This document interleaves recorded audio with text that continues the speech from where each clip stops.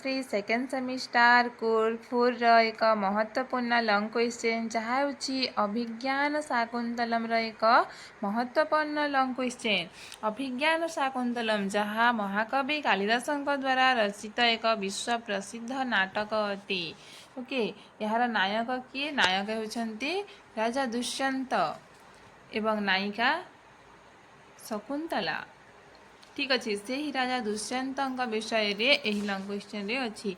दुष्यंत से चरित्र चित्रयत पिलामाने यही लंग क्वेश्चन टा इम्पोर्टेंट, तो यहाँ को भल भाव देखिब। ओके, भल भाव पढ़ी जीव कहीं शकुंतला चरित्र चित्रयत चित्रण करने दुष्यंत चरित्र वर्णना करने यही लंग क्वेश्चन गुड़िक प्रायतः एग्जाम रे आसी थाए। ठीक अच्छे, ये क्वेश्चन कौन अटे ना दुष्यंत चरित्र चित्रयत। ओके, पहला आम इंट्रोडक्शन देदेबा। ठीक अच्छे, इंट्रोडक्शन रे आपण मैंने जानी मैं पहला आपण मानक कही सारी बतई किपर लिखा जाए ताहा देछि, एणु यहाँ को देखी दियो भल भाव। ओके, तापर स्टार्ट करवा लिखा। ओके, जानी कि महाकवि कालिदास जी कि होती विश्व प्रसिद्ध। महाकवि कालिदास को कुलगुरु बोली कह जाए, कुलगुरु कालिदास।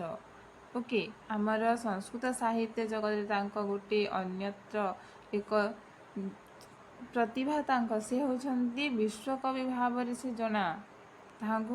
विश्वकविर उपाधि प्रदान करा जाइछि। तांकर सर्वप्रथम सर्वश्रेष्ठ बा विश्व प्रसिद्ध नाटक होछि अभिज्ञान शाकुंतलम। कहा जाए ना श्लोक रे कालिदासस्य सर्वस्वम अभिज्ञान शाकुंतलम। ओके, यही अभिज्ञान शाकुंतलम रचना करिथिबारु महाकवि कालिदास विश्व प्रसिद्ध होइछन्ति। से अन्य कौनसी काव्य रचना न करी केवल अभिज्ञान शाकुंतलम काव्य रचना करिथिले मध्य से सॉरी काव्य नुहे नाटक रचना करिथिले मध्य से आज जो स्थान रे अवस्थित होइछन्ति ସେହି स्थान से अधिकार करिथान्ते बोली कहा जाई थाए। बुझिहेला, महाकवि कालिदासଙ୍କ समय होछि प्रथम शताब्दी। ओके, से होचन्ति प्रथम शताब्दी कवि। कविले एटा अछि प्रथम शताब्दी कवि। से संस्कृत साहित्य जने प्रसिद्ध प्रतिभावान। ओके, से गोटे ज्वलंत नक्षत्र तुल्य, तांकर तुलना रे केही नाहंती। ओके, महाकविंकर 7टी मुख्य कृति रही यथा सेगुड़िक होछि कौन अभिज्ञान। देख 3टी नाटक रही, से कृति जो रही मोट 7टी कृति रही। ओके, एवं से 3टी नाटक जहाँ नाटक गुड़िक होछि अभिज्ञान शाकुंतलम, विक्रमवर्ष्यम, मालविकाग्निमित्रम। ओके, एवं 2टी महाकाव्य रही। महाकाव्य गुड़िक होछि रघुवंशम, कुमार संभवम।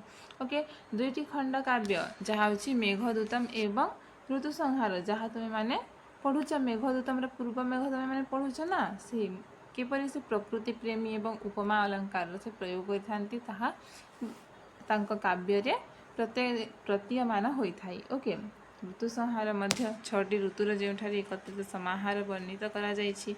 ओके, विश्वकवि कालिदासଙ୍କ समकक्ष हेबा भली कवि आज पर्यंत आविर्भूत होई नाहंती।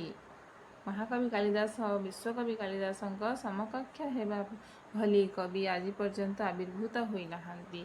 तेणु तांको प्रशंसा रे जणे कहिसंती, तांको प्रशंसा करी काहाकू महाकवि कालिदासଙ୍କୁ प्रशंसा करी कहिसंती जे पुष्पेषु जाति नगरीषु काशी, नारीषु रंभा पुरुषेषु विष्णु, नदीषु गंगा क्षितिपेषु राम, काव्येषु माघ कवि कालिदास।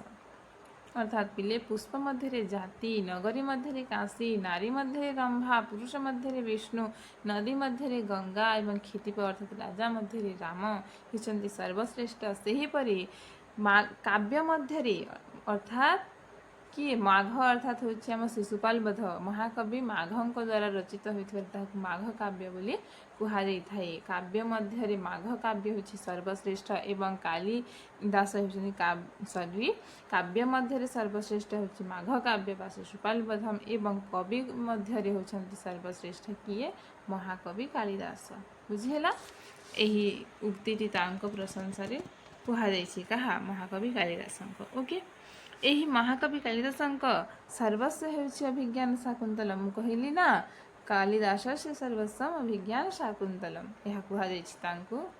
तांको पय ही उक्तिटी रहिछि। ओके, कौनसी काव्य बा नाटक न लेखि कालिदास केवल यही नाटक को लेखि थांती तेबे मध्य से आज जो महाकवि आसन रे आसीन होइछन्ति सेही आसन रे से आसीन होइथान्ते ताहार से अधिकारी होइथान्ते बोली कुहा जाइथाए। बुझिहेला? ओके, आसीन होई परिथान्ते। ठीक अछि? ओके, देख विषय वस्तु को आसिबा। एही अभिज्ञान शाकुंतलम नाटकर नायक होइछन्ति राजा दुष्यंत। किए? हस्तिनापुर राजा दुष्यंत। यही आम भारत वर्षर सॉरी हस्तिनापुर नुहे आम भारत वर्षर राजा दुष्यंत जहाँक पुत्र भरत बा सर्वदमन से ही भरत बा सर्वदमन भरत तांकर ना ओके सर्वदमन मध्य तांकर ना भरत होइथिबार आम भारत वर्षर ना होइछि भारत वर्ष बोली आम देशर नाम जो भारत वर्ष होइछि ना पिले से शकुंतला एवं राजा दुष्यंतଙ୍କ पुत्र भरतଙ୍କ नाम अनुसार आम देशर नाम होइछि भारत वर्ष। ओके, से पुरुवंशर जात किए? से ही दुष्यंत राजा पुरुवंशर जात। मने रख राजा दुष्यंत सर्ट क्वेश्चन आसी थाए पुरुवंशर जात होइछन्ति महाप्रतापशाली धीरदत्त। से क्यों प्रकार नायक ताहा मध्य क्वेश्चन आसी थाए सर्ट क्वेश्चन।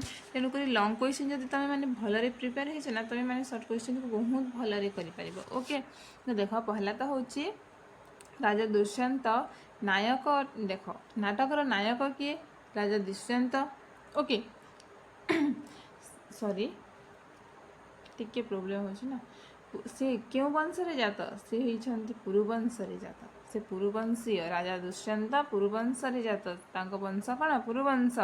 से किपरि नायक? से धीरदात्त नायक। बुझिहेला? नायक आम 4 प्रकार अछि पिले से मध्यरु से होइछन्ति धीरदात्त बा सर्वश्रेष्ठ नायक। ओके, बुझिहेला? धीरदत्त नायकर समस्त गुण राजा दुष्यंतଙ୍କ निकटରେ ରହିଥିଲା। धीरदत्त नायकर समस्त गुण राजा को पाखरे रहिथिला। धीरदत्त, धीर उदात्त, धीर ललित, धीर प्रशांत ही 4 प्रकार आमर नायक अछंती। ओके, सेथि मध्यरु धीर उदात्त होउछन्ती सर्वश्रेष्ठ नायक जहा होउछन्ती राजा दुष्यंत। ओके, एथिरे राजा दुष्यंतଙ୍କ चरित्र चित्रित करा जाइछि। से किपरि राजा थिले, तांकर शासन किपरि सब सर्ट करके मुझे वर्णना करी तुम चाहिए आहरी एलाबोरेट कर। ओके, राजा दुष्यंत थिले रूपवान साहसिकता पूर्ण थिले आदर्श प्रेमिक आज्ञाकारी पुत्र। गोटे आज्ञाकारी पुत्र थिले आदर्श प्रेमिक साहसिकता तांको भितर भरे पूर्ण होइकि रहिथिला। से रूपवान देखिबार सौंदर्यपूर्ण रहिथिले। आदर्श शासक से जने सुशासक थिले। से जने आदर्श राजा थिले। ओके, धीर गंभीर मुनिभक्त। से कौन थिले? धीर एवं गंभीर थिले। से आउ कौन थिले ना मुनिभक्त। से ऋषिगण मानंकु करथिले भक्ति करुथिले।